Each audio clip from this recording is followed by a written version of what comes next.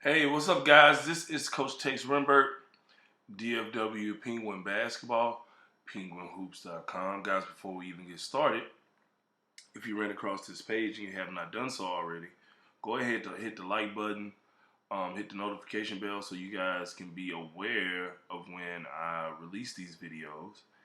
And guys, today we're going to talk about a very, very important topic. I got to thinking about it today at practice. And a lot of my parents, they come to me and one of the main things they try to do is get their kid, motivate their kid to play more. Which, the difference between back in the day when we were younger and when I was younger, these kids today have more opportunity and more options to play different sports that weren't available back in the day, or they were kind of like really unheard of, like lacrosse and and other things. I mean, even now, growing up where I grew up, nobody even thought about playing golf. You know, and where I grew up, nobody even played soccer.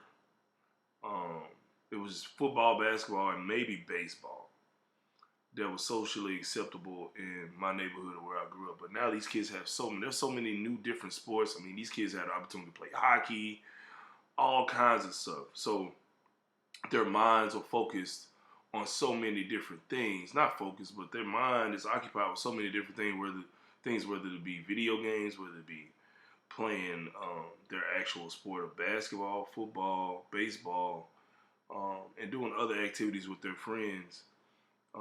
They have a lot more options to do stuff, which is their time is limited when it comes to focusing on one thing or focusing on improving at something, especially if this kid is already decent, a decent player or serviceable player in their age group or on their team. Because it's kind of hard for a kid that has a lot of activities going, playing a lot of different sports, playing in a band, on a dance team. I mean, any old thing, chess club, on a tennis team. I mean, all kinds of stuff. It's hard for them to lock in um, and try to get better when they're already decent at a bunch of different things, right? Unless they're really passionate about it. And I had a parent tell me, like, hey, Coach Tex, man, I'm really trying to get my son to get out in the backyard and work on this game. I know he's behind everyone else, but he just won't do it. And I come in his room and when he comes home from school, or I try to get him to get shots up after practice, and it's really a constant struggle to get him to do this.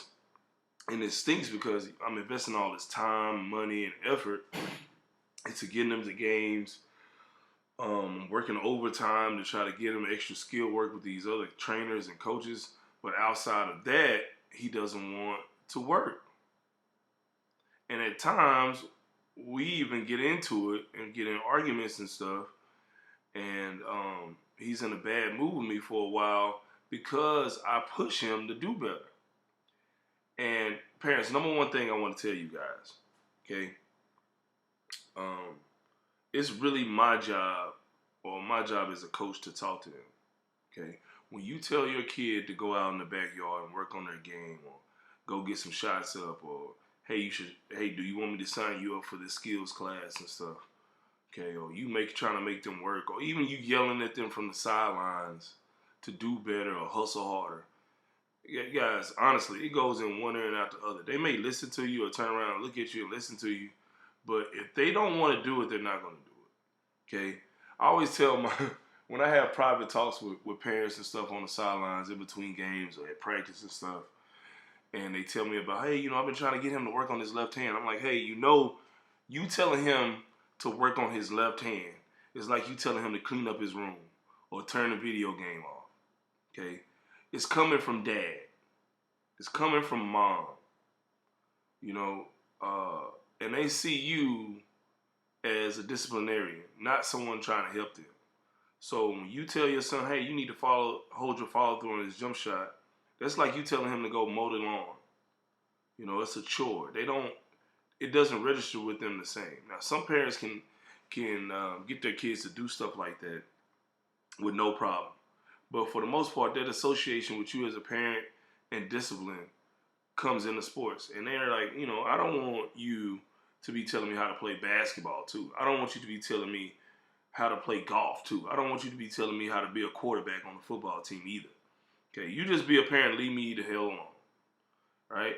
And the funny thing about it is, you can tell your son to hold his follow through on his shot, and he won't listen to you.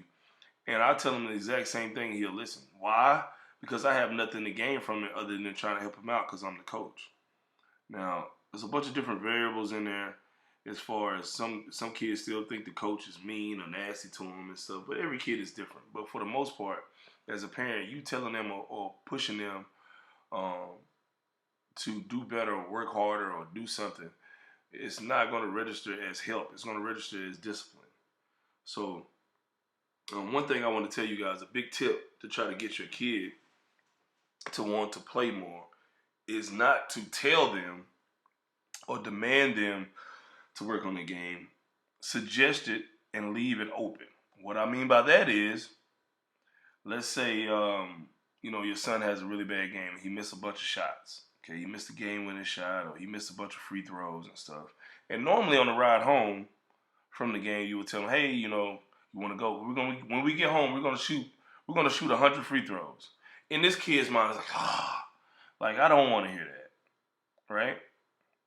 I don't want to do it. You're making me do it. I don't want to do it. Even though in their mind, this kid may already be thinking that they're going to go home and shoot some free throws. Okay.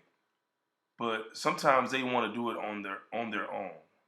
They don't want to be disciplined into doing it.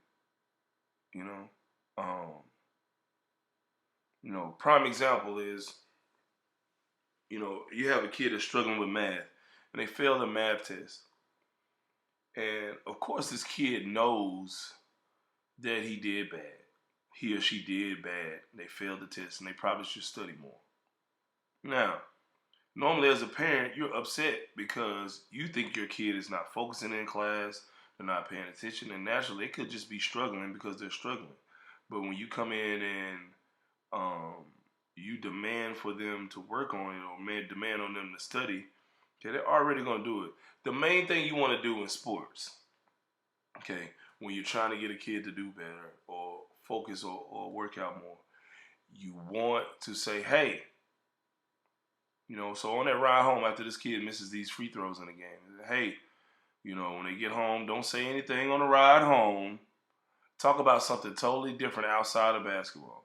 Let the idea of talking about it be on them, or let them think about it. Let them think that the idea of talking about basketball is on them. So when you get in the house, just be like, hey, hey, Bobby, if you ever want to get some shots up, I'll rebound. You want to shoot some free throws or something, let me know, and I'll go rebound with you. So in their mind, they're thinking, oh, okay, well, you know what? I know I want to go shoot. And my mom or dad is not pressuring me, or they don't feel bad, or they're not upset that I missed all these free throws in a crucial game. And just run it by them. Just keep suggesting it randomly, like, hey, the opportunities, I'm still open. Hey, if you want me to go out there and rebound for you, you want to shoot some free throws, let me know. Don't come at them on the basis of, hey, we need to go out here and shoot. Hey, man, you missed all those free throws in the game. If you would have made them, we would have won. Just say, hey, you know what, Bobby? That's okay. But when you want to get out there, I know you're probably thinking about it. I know you probably feel like you need to work on it. Whenever you're ready, let me know. I'll come out there and rebound for you. Hey, same thing with other stuff. Your kid's handling the ball, makes 10 turnovers in a crucial game, upset naturally as a parent. You want to tell them, hey, I told you need to work on that left hand, man. Your left hand you kept getting ripped because you wouldn't go left and blah, blah, blah, blah, blah. Don't do that, okay? The best way to go about it is suggesting, hey, Bobby, I know you're really worried about the game. You were a little upset about the last game. You made a couple of turnovers. That's okay. If you ever want to get out in the gym or get out on the court, I'll take you to the gym. We can work on your left hand, man. Just let me know whenever you're ready. And just keep randomly suggesting it to them. Now, the key to this is, and the reason why this works, is because the kid starts to think when they do come to you, one, they think, okay, well, my dad's not making a big deal about it. He's not scolding me. My mom's not making a big deal about it. She's not scolding me. They're just suggestions. So when they actually do want to do it, it may take a couple of games of them making these mistakes. When they do actually want to do it, they're going to come to you and say, hey, Dad, can you come rebound for me? Or they may subtly say, hey, Dad, I want to go to the gym real quick. But you got to automatically assume that they want you to help them with what they're doing. And then you ask, like, hey, do you want me to help you work on that left hand? Hey, do you want me to help you rebound on those free throws? And they're most likely going to say, yeah. Okay? And the reason why this works is because they think that it's their idea to work on it. And then when you do get them in the gym or get them in the backyard to work on those shots, then you work them out. All right? It always works. Okay? I remember when I was coaching in junior college, and there's this one guy on the team. I forget, his name is Matt. And Matt, I was trying to help him get better, help him improve on his ball handling, because the school that he was going to have to handle the ball a little bit, things of that nature. So I told him, hey man, we're gonna work out these days, blah blah blah. You need to get geared up. He was like, yeah. So for a whole week straight, we were supposed to meet on Monday, Wednesday, and Thursday to work out. So on Thursday, this is supposed to be in the morning where we work out. And I was taking my own time out to do this with him. And he was a no-show for the first 2 days. The third day came and he didn't show up. I didn't even call him or anything and ask him where he was. We showed up to the workouts. We showed up to open gym that same day on Thursday, later on in the day. He got his butt kicked. And I said something to him like, hey man, you should have came and worked out with me. He blew up. He was upset. All this.